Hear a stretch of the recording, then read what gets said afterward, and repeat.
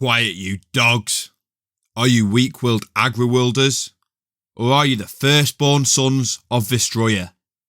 If you receive an order, you act as if the Emperor himself gave it. The Imperium is big. Like really big. It is a literal galaxy-spanning empire spanning way over 1 million worlds, all under its one banner. And the defence of such a big empire requires one of the most brutal and dogmatic war machines the galaxy's ever seen, the Astra Militarum. The Astra Militarum has untold trillions of soldiers in its ranks, all divided up into millions, if not billions, of regiments. And each of these regiments was founded from a different planet with different cultures. And with a galaxy spanning literal millions of different human cultures, it's safe to say these regiments can be extremely varied. They use different tactics, they use different doctrines, they even use different equipment and different disciplines. So these regiments can be extremely different from one another.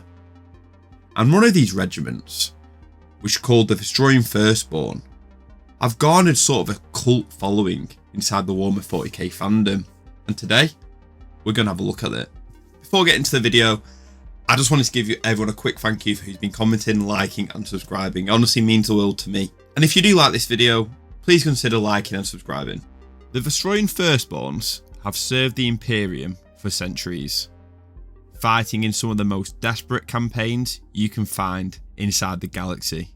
But their drive to do so is what's important here. Usually, these regiments are driven by a want for glory, a desire to serve the Emperor, or the need for revenge against planetary invaders. But the Vostroyan Firstborn serve to absolve their world of a past wrong. Their homeworld Vostroya is a heavily industrialised planet that has had strong ties with Mechanicum since before the Age of Strife. Although not classified as a hive world, the planet is covered in a sprawl of factories and habitation blocks. Officially incorporated into the Imperium of Man during the Great Crusade, Vostroya's purpose was the mass manufacturing of arms and ammunition, providing near enough everything an army would need in terms of weaponry. And for over 10,000 years, since its incorporation into the Imperium, life never really changed. The inhabitants living out the endless cycle of work shifts. Vostroyan culture developed a rigid class system, dividing the population into highborn and lowborn classes. The lowborn providing the manual labour for the manufactorums, and the wealthy highborn managing and owning these manufactories.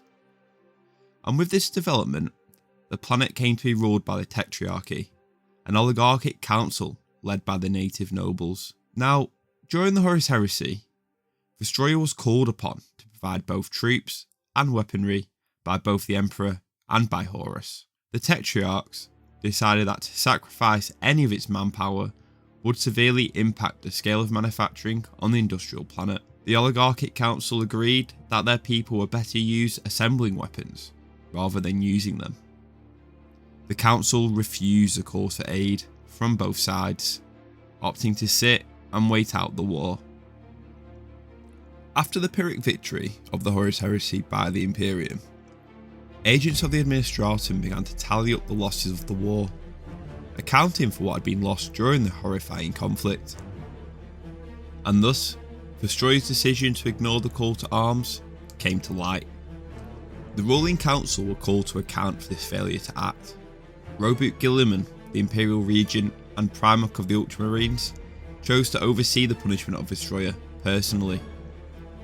This is an incredibly lucky turn of fate for the Vostroyans. Any other Primarch or overzealous Imperial commander would have overlooked the importance of the world and made an example of Vostroya. But Guilliman, ever the great tactician and ruler, saw the real value of Vostroya and entered into negotiations for a settlement that would allow them to amend their disloyalty. The Vostroyans were extremely eager to come to terms with the Primarch, willingly accepting the penance laid at their feet. The council agreed that ever onwards, that every Vostroyan family, from the poorest worker to the richest highborn, must give their firstborn child to the Astra Militarum under no exception. Alongside this, the Adeptus Mechanicus were given more sway over the planet, with both Imperial officials and Mechanicus Magi being added to the Vostroyan ruling council.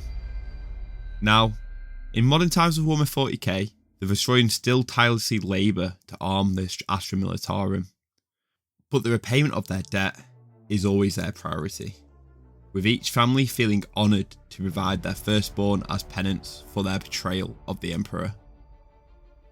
Once the Vostroyans are recruited into the regiment, they then undergo a gruelling training programme in the frozen ruins of the planet's ancient abandoned cities. Survival in these areas are fairly difficult, as these abandoned areas were left uninhabitable due to industrial pollution. After initial training, the firstborn are then allocated into an either infantry or armoured role. The infantry become adept at urban warfare, while also becoming used to the desolate and cold environments they will most likely see in galactic war zones. Those joining the armoured divisions undergo a strict training regime influenced heavily by the Adeptus Mechanicus Magi, teaching them everything they need to understand about the machines they will utilise in battle. Once they are ready to join the endless war to protect the Imperium, unlike other recruitment worlds, they do not usually found a new regiment. Nearly every Vostroyan regiment can trace its lineage back to the first founding. No matter the location or the difficulty in getting to them, these fresh recruits are sent to reinforce these regiments, ensuring their legacy lives on. This helps experience pass through the ranks, as these young members of the Firstborn are mentored and trained by the hardened veterans of the regiments they are set to join. This has also led to the peculiarity of familial bonds inside these regiments. It is not uncommon for troopers to serve under or alongside cousins, aunts, uncles, and other family members when fighting in the Astra Militarum. These regiments still hold tight to the class system of their homeworld. Noble-born recruits are inducted into the officer corps of the regiment, while the low-born troopers make up the common soldiery of the Vostroyan Firstborn. With experience being passed down from veteran to fresh recruit, a strict belief has been adopted by the regiments. They believe the proper ways of living and battle are those that have been tried and tested by the generations of Vostroyan warriors and heroes who have fought and died before them. They adopt an ignorance is bliss mindset, believing that pain and suffering are the rewards for the curious. The Firstborn have also garnered an arrogant persona when it comes to other regiments. They show a great disgust towards regiments they believe are less devoted to the Imperial cause than them, which often causes a lot of friction when serving alongside said regiments.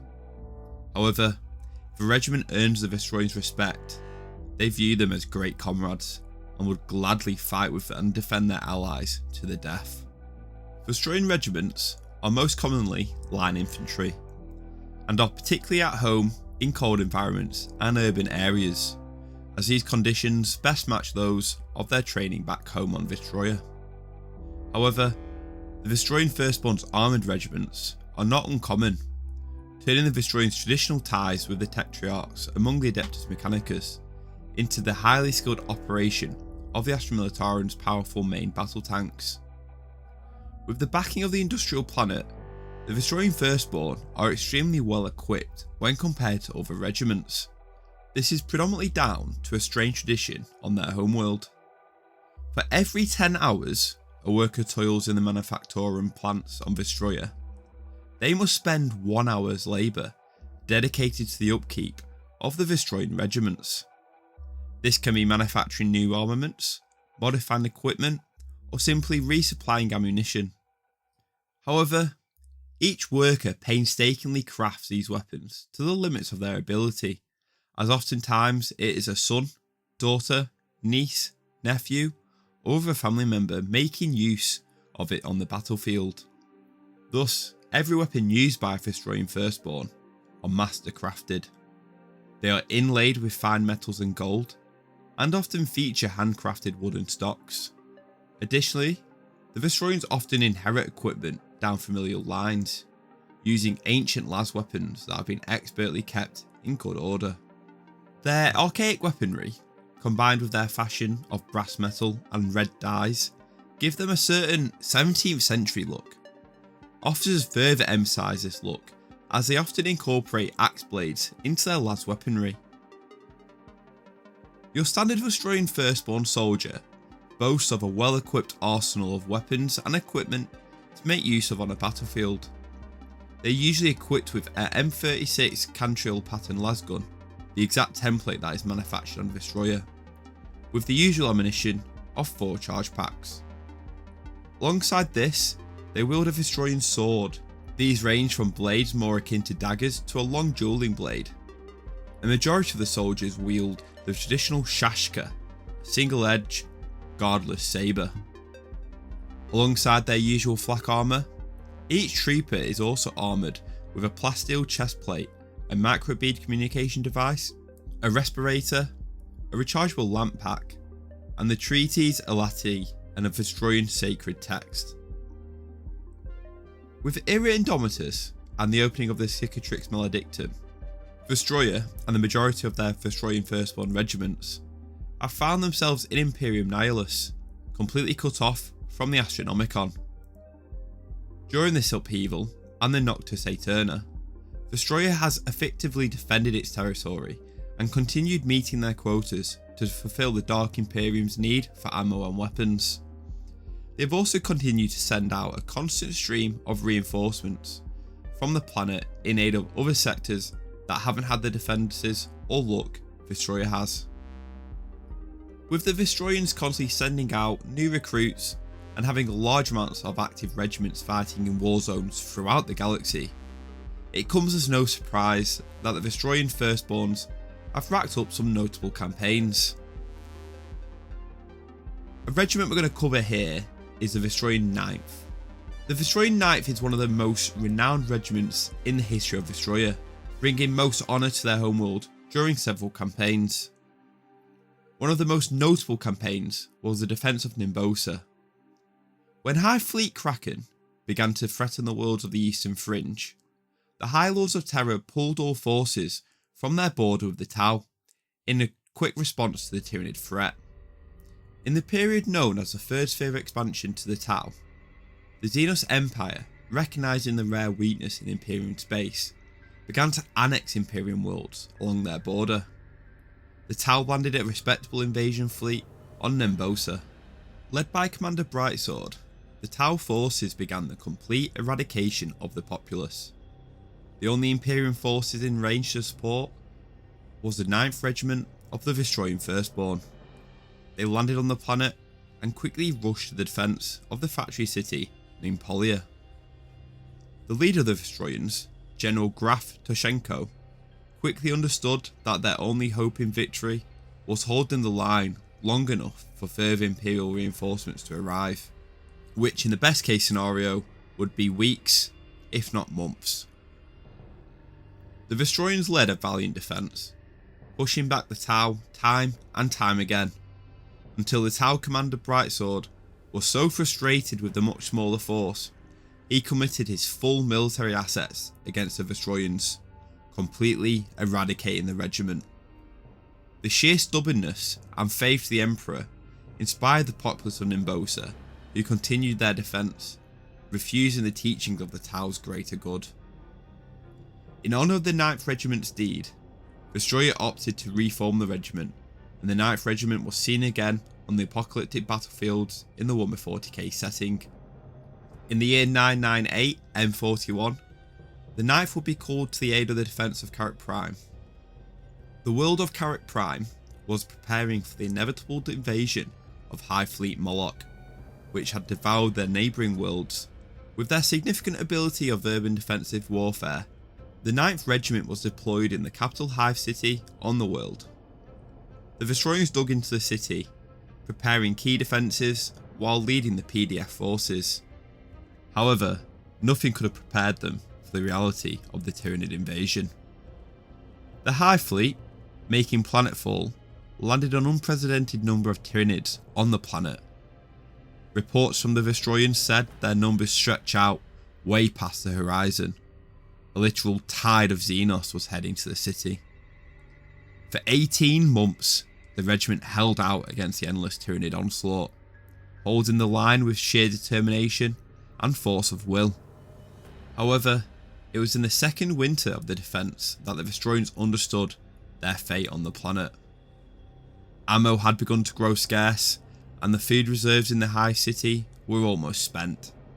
In a grim mirror of the events on Nimbosa, the Ninth Regiment understood their fates would be the same, a last stand against a filthy Xenos army. Each trooper swore to the regiment and the Emperor that they would sell their lives dearly in the defence of the Hive City. They prepared one last time for the Tyranid assault, with the majority of the regiment resorting to hand-to-hand combat with the encroaching swarm, buying as much time as they could for the inhabitants of the city. When the defences were breached, one last Vostroyan squad stood at the centre of the city, watching as a tsunami of Tyranid bioforms swept through. With one last look over their failed defence, the commander triggered the atomic weapons positioned throughout the Hive. This detonation wiped out over 85% of the Tyranid Hive fleet. With the majority of the Tyranids destroyed, the rest fled into the winter hellscape, eventually starving. And with that final act of the Ninth Regiment of the Vostroyan Firstborn, Hive Fleet Moloch was defeated. Thanks for joining me today, guys. I've had an absolute blast learning about the Vostroyan Firstborn, and I hope you've enjoyed it too. Are they your favourite Guard regiment? They're certainly one of mine, so let me know in the comments below what you think.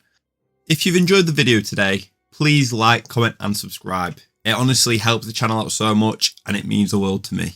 Thank you everyone, and I'll see you in the next one.